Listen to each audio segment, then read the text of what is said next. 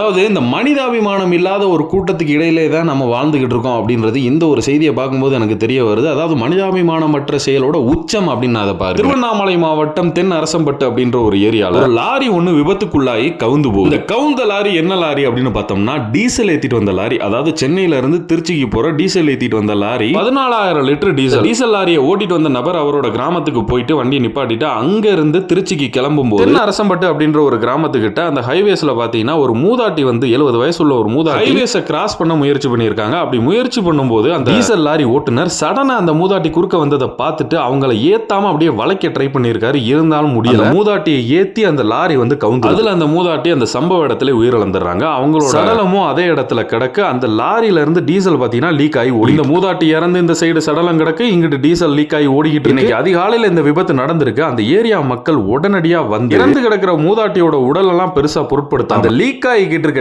டீசலை வந்து களவான்றதுல குறியா இருந்து வீட்டுல இருக்கிற குடம் டப்பா எல்லாத்தையும் கொண்டு அந்த டீசல் லீக் ஆகிற டீசலை புடிச்சிட்டு வீடு வீடா தூக்கிட்டு போயிட்டு இருந்திருக்காங்க. மனிதாபிமானம் உள்ள செயல் பத்தியல்ல. இந்த நாடும் நாட்டு மக்களும் நாசமாய் போகட்டும்.